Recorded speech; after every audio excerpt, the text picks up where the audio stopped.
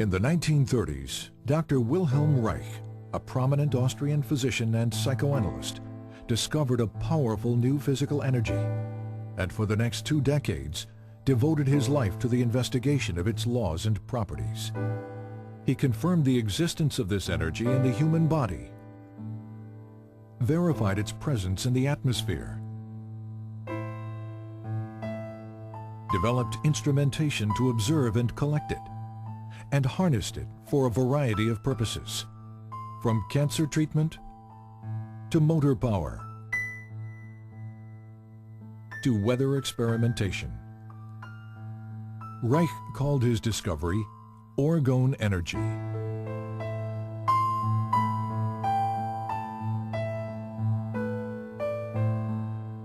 But tragically, it was a discovery that the world was not ready for.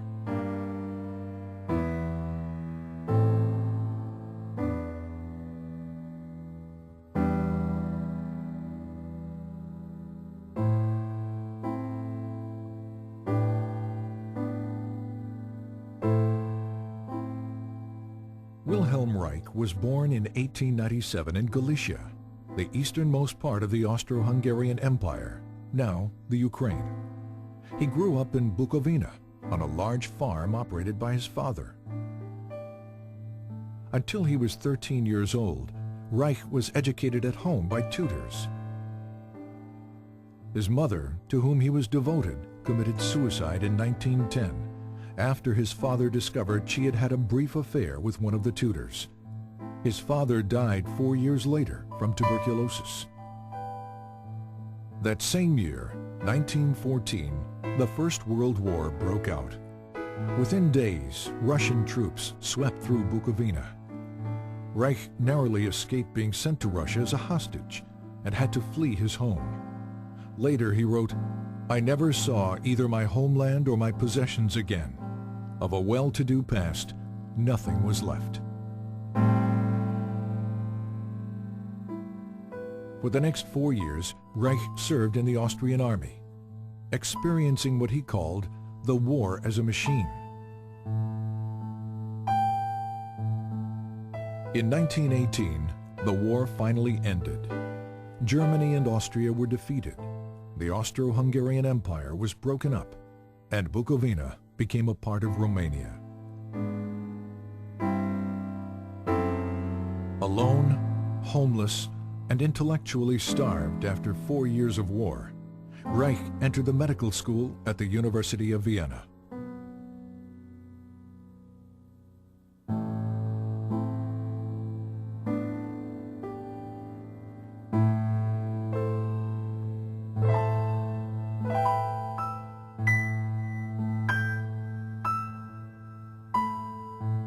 Reich's recognition of the significance of sexuality drew him to the work of Dr. Sigmund Freud, the father of psychoanalysis.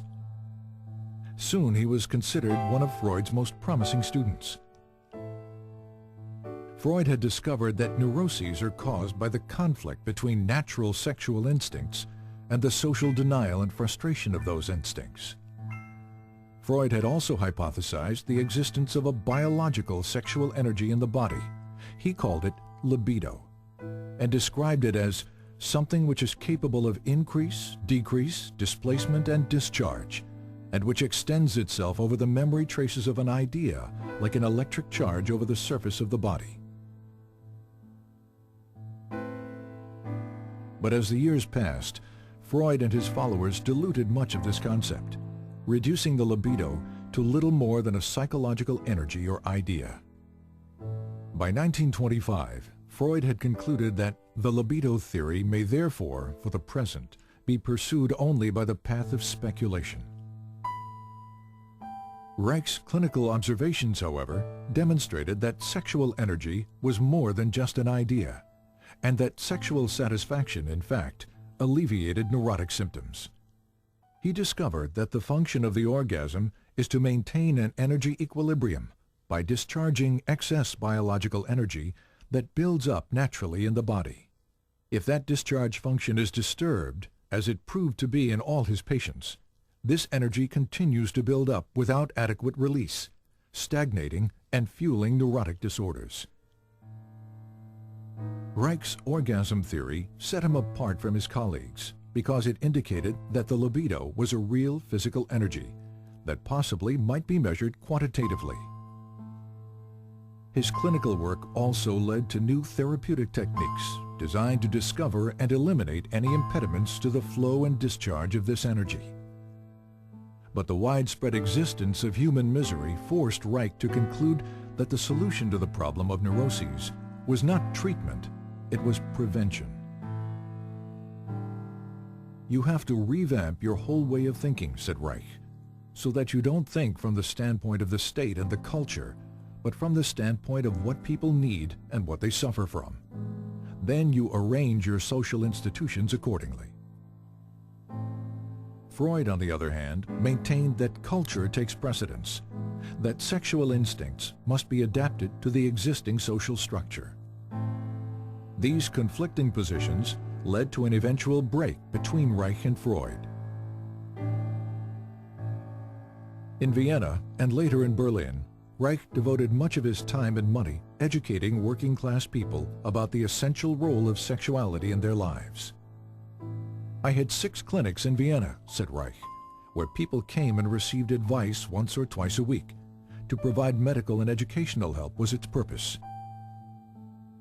To reach the greatest number of people, he worked within the socialist and communist parties to promote sex education, birth control, divorce rights, and better housing. Reich recalled that in Berlin, there were about 50,000 people in my organization in the first year.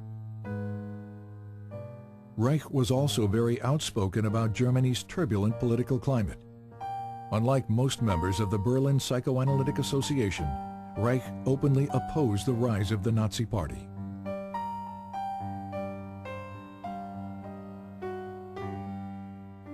But his activities exacted a high price. He was denounced by the communists and expelled from the International Psychoanalytic Association, calling these events catastrophes which threaten my personal, professional, and social existence. When asked what he would do, Reich replied, "Just go on."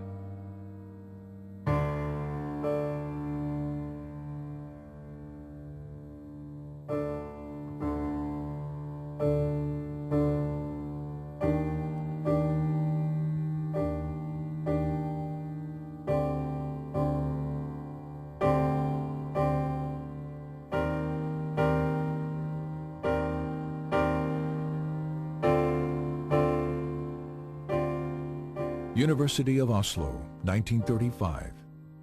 While continuing to teach and develop his innovative therapeutic techniques, Reich began a series of laboratory experiments to verify the existence of a physical, biological energy expressed in the emotions.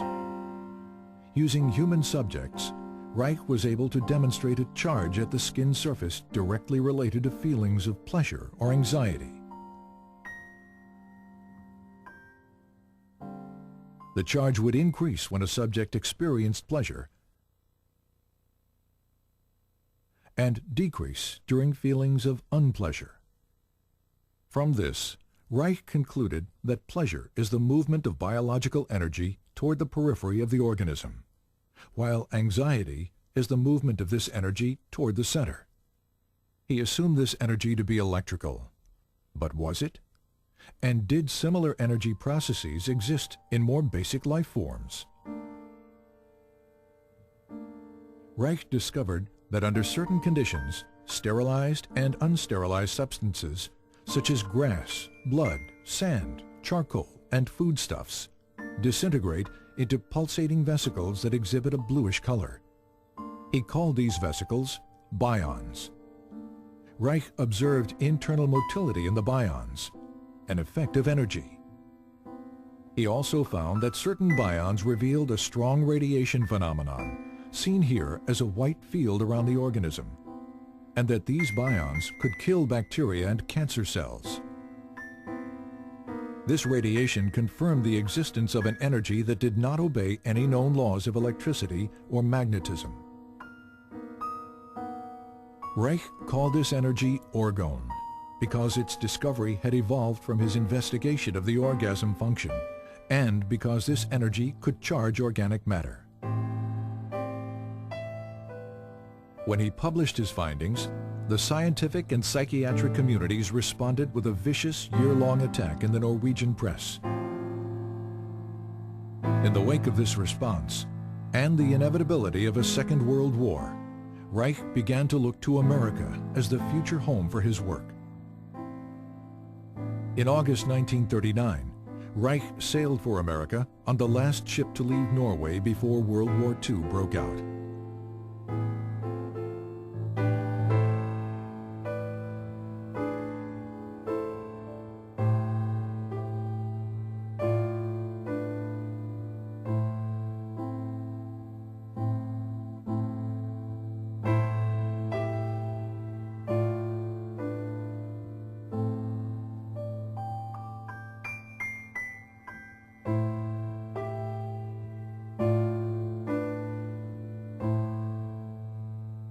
Reich settled in the Forest Hill section of New York City.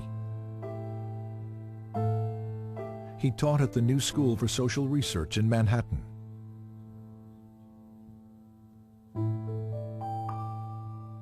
Published his books in English.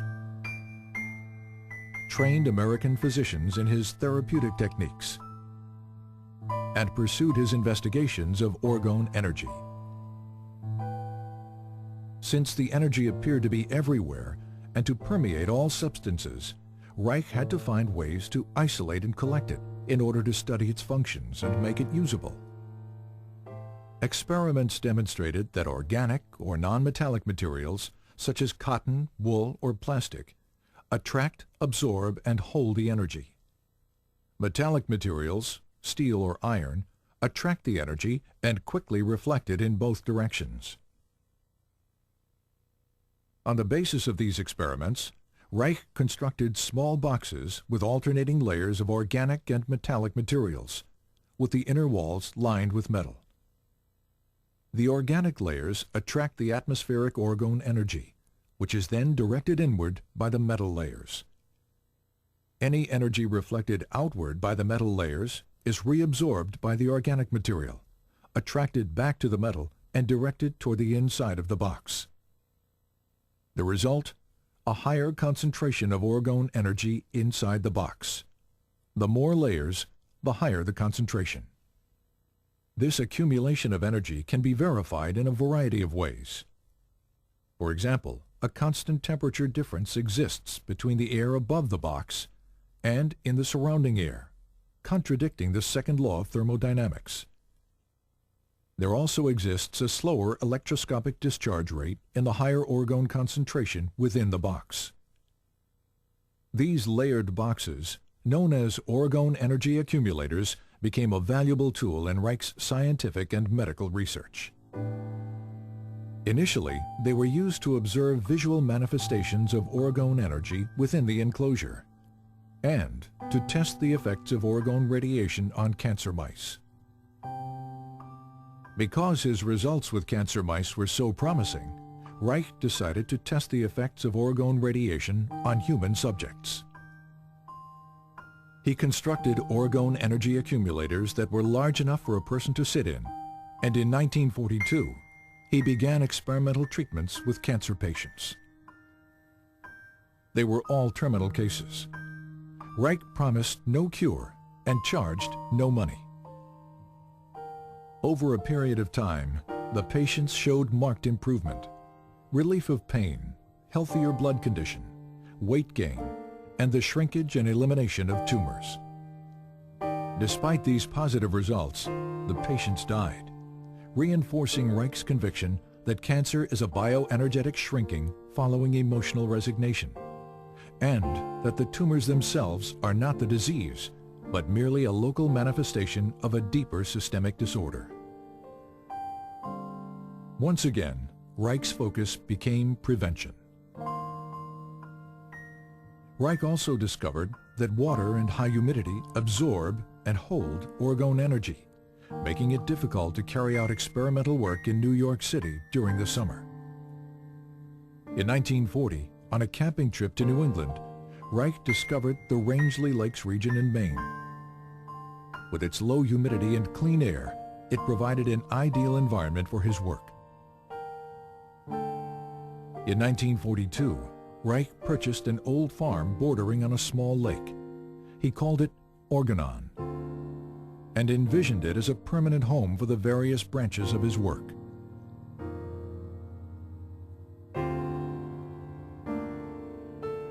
In 1945, a student's laboratory was built.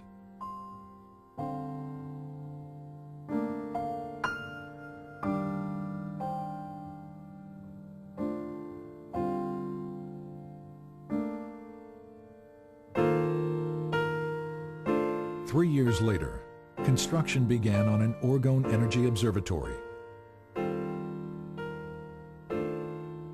which included additional laboratory facilities,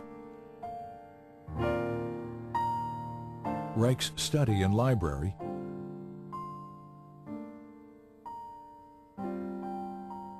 and outdoor observation decks.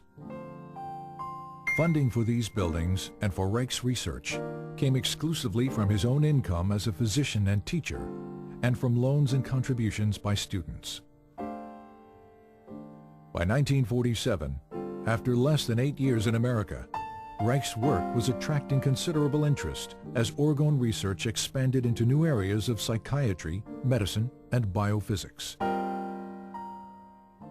One of Reich's most significant new developments was the discovery of a motor force in Orgone energy that had enormous practical implications. Here, Reich demonstrates a small motor being propelled by Orgone energy from the body. And here, motor power is provided by Orgone energy harnessed from the atmosphere.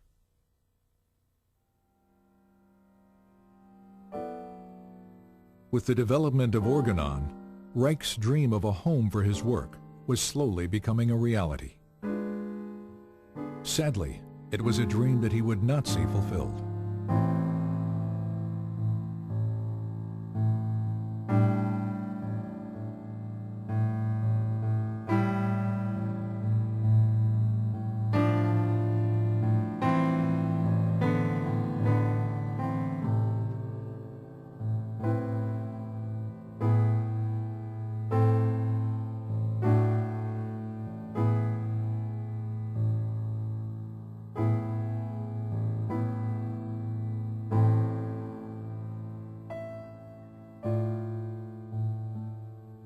In 1947, this article written by freelance journalist Mildred Brady appeared in New Republic magazine. It was filled with distortions and innuendos about Reich's sexual theories and Orgone research. Brady's most inflammatory claim was that Reich was building accumulators of Orgone energy which are rented out to patients who presumably derive orgastic potency from it. Implying that Reich was a danger to the public, Brady challenged the medical authorities to take action against him. 2 months later, the article was brought to the attention of the Federal Food and Drug Administration. The result was a 10-year campaign by the FDA designed to destroy Reich's work. The FDA focused on the Orgone energy accumulator, which Reich and other physicians were using experimentally with patients.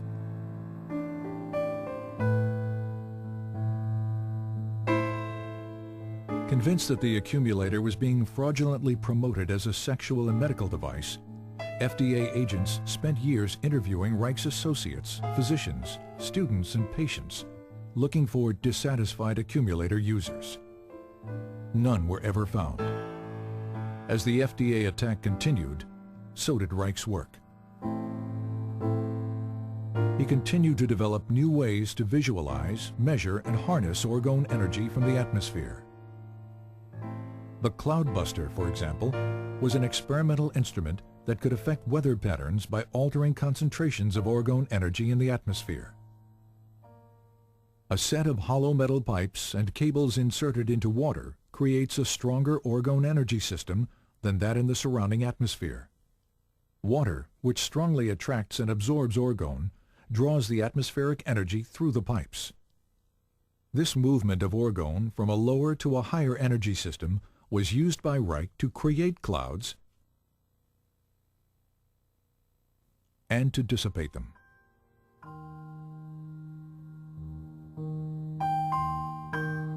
In 1953, during a long drought that threatened the Maine blueberry crop, several farmers offered to pay Reich if he could bring rain to the parched region.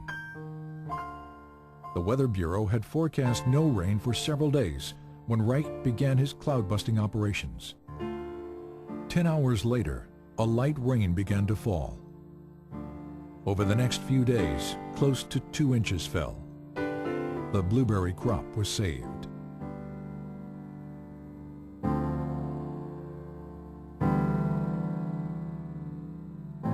In February 1954, the FDA filed a complaint for injunction against Reich in the federal court in Portland, Maine.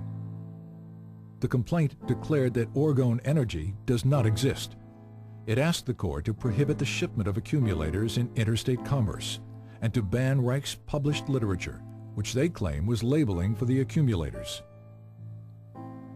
Reich responded to the complaint with a lengthy letter to Judge John Clifford, explaining that he could not appear in court since doing so would allow a court of law to judge basic scientific research. Scientific matters, he wrote, can only be clarified by prolonged, faithful, bona fide observations in friendly exchange of opinion, never by litigation. I therefore submit, in the name of truth and justice, that I shall not appear in court. Judge Clifford did not accept Reich's letter as a valid legal response, and the injunction was issued on default, as if Reich had never responded at all. But the injunction was even more excessive than the initial complaint. It ordered that all Orgone Energy accumulators and their parts were to be destroyed. It ordered all materials containing instructions for the use of the accumulator to be destroyed as well. It also banned a list of Reich's books containing statements about Orgone Energy, until such time as all references to Orgone Energy were deleted. After the initial shock, Reich continued his work, traveling to Arizona to experiment with the cloudbuster in the dry desert environment.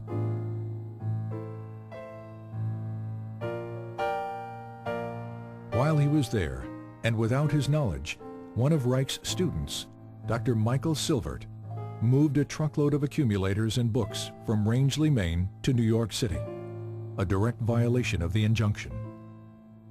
As a result, the FDA charged Reich and Silvert with criminal contempt of court. In 1956, both men were found guilty. Reich was sentenced to 2 years in a federal prison. While Reich appealed his sentence, the government carried out the destruction of accumulators and literature. In New York City, several tons of Reich's books and other publications were burned in one of the city's garbage incinerators, including titles that were only to have been banned. This destruction of literature constitutes one of the most heinous acts of censorship in United States history.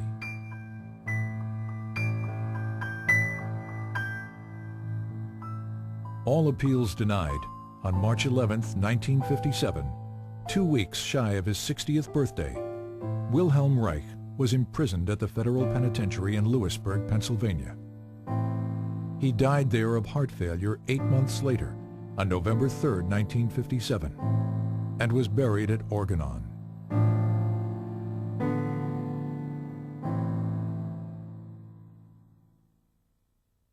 But the tragedy of Reich's death should not be allowed to overshadow the richness of his life, for while he lived, he was truly alive.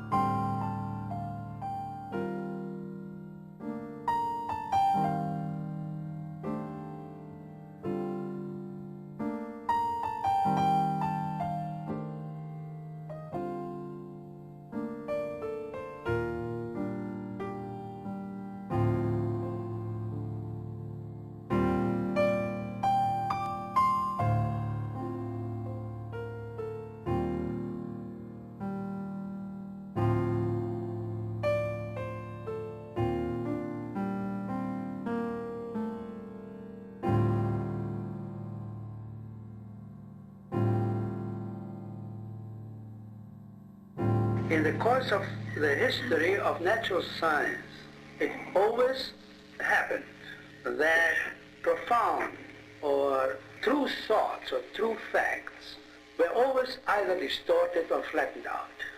The danger, especially of distortion, is particularly great in the case of orgonomy.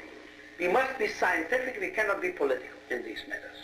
And I personally declare that I will be the first to fight with all my strength, with whatever I've got, against such a distortion of our principles.